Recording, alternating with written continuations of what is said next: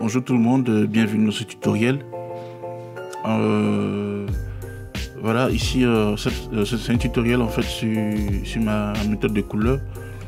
Voilà c'est une méthode, c'est pas ma méthode de couleur en tant que telle, c'est une technique que j'ai appris sur une vidéo YouTube d'un autre artiste. Voilà, peut-être que je mettrai le lien en description.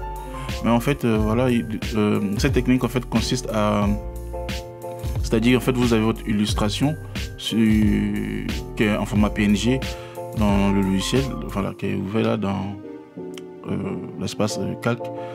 Donc en fait vous utilisez l'outil baguette magique. Vous sélectionnez le vide, c'est-à-dire quand je dis le vide en fait je veux dire en dehors du dessin, l'espace en dehors du dessin, vous sélectionnez cet espace là et après vous faites inverser la sélection avec soit CTRL SHIFT I ou directement vous allez dans l'option sélection et vous verrez. Donc vous inversez la sélection, en fait ça va sélectionner l'illustration.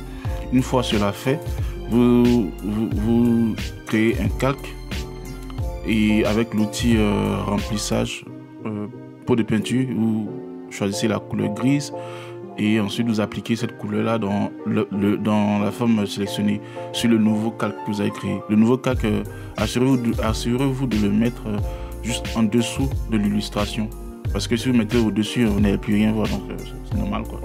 Donc voilà, vous mettez juste en dessous de l'illustration et une fois que vous avez appliqué cette couleur grise, vous dupliquez en fait ce calque.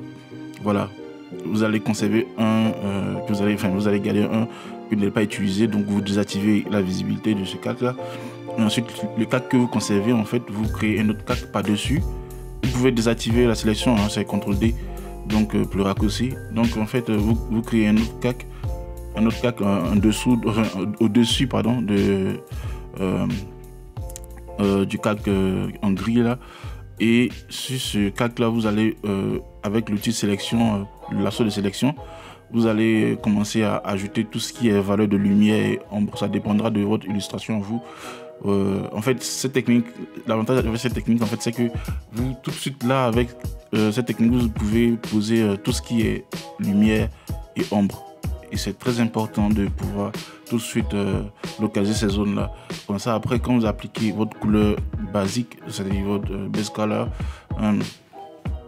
en fonction de la façon dont vous avez changé la nature du calque, vous allez obtenir une illustration vraiment bien faite avec les couleurs là où il faut et les ombres là où il faut. Vous allez comprendre. En fait quand vous finissez d'ajouter vos valeurs en créant les calques comme je suis en train de le faire là, quand vous allez finir d'ajouter vos valeurs d'ombre et lumière, vous allez créer un groupe.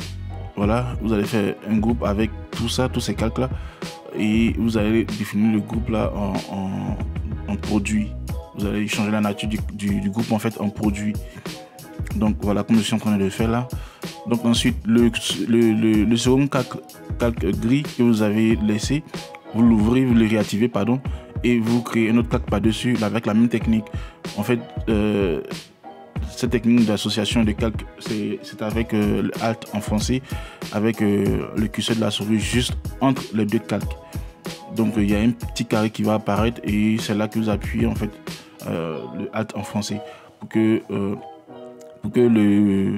tout ce qu'on fera sur le calque juste au-dessus du calque gris restera dans la même forme de celui qui est vraiment en dessous. Je ne sais pas si vous comprenez un peu. Enfin, vous pouvez voir dans la vidéo, vous allez voir ce qui se passe. C'est qu'en fait, je peins, je dessine et tout reste entièrement dans le même, c'est-à-dire dans le même espace que l'image qui est en dessous. Donc c'est là en fait que vous allez venir poser vos base color. Et en fait ce que moi je fais, c'est que chaque calque a son espace. C'est-à-dire il y a un calque pour les cheveux, il y a un calque pour la peau, un calque pour les yeux et tout ça. Et ça se suit progressivement. C'est-à-dire d'abord je commence par la peau, ensuite peut-être les cheveux. Après, je sais pas si vous voyez. Après ça dépend de vous. Vous pouvez ordonner tout ça comme vous le sentez. Voilà. Mais il faut que en fait tout soit à sa place. Voilà, faut pas que une couleur aille déranger une autre couleur. Après, ça devient bizarre, ça devient, voilà.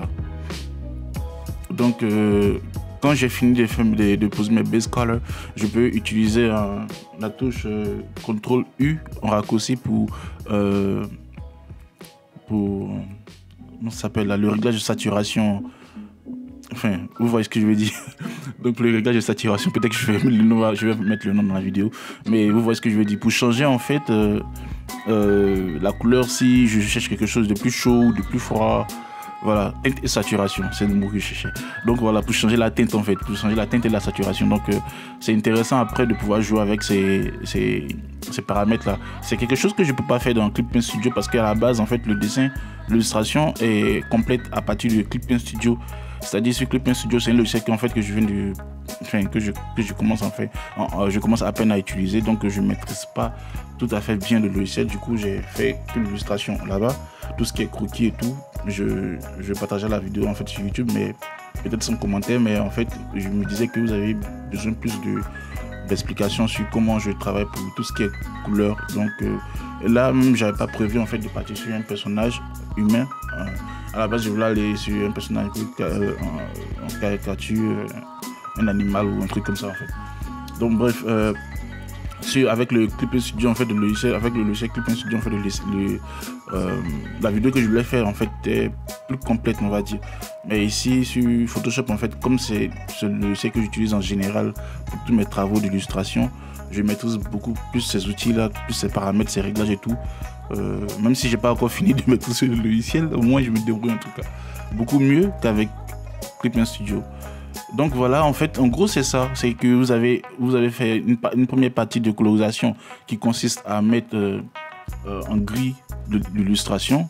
Donc tout sera en valeur de gris en fait, c'est-à-dire il y a la lumière, il y a l'ombre, voilà. Vous mettez tout ça dans un groupe. Ensuite vous allez mettre en produit. Le produit lui reste juste au-dessus de votre de toute la couleur basique, toute la base color que vous avez fait juste en bas. Vous voyez, comme ça en fait les ombres et lumières s'adaptent en fonction des base colors, c'est-à-dire les couleurs qui sont en dessous là.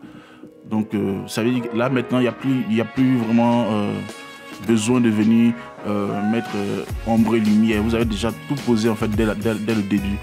Là ce que moi je fais, c'est juste relever certains détails avec un tac par-dessus le tout. Voilà, pour relever certains détails. Donc voilà, c'est tout. C'est vraiment, il n'y a pas, voilà, c'est pas sorcier comme on me dit. C'est ma petite méthode qu'elle a. Après il y en a d'autres, mais voilà, j'ai voulu partager ça avec vous et puis voilà. Donc j'espère que cette vidéo vous a été utile.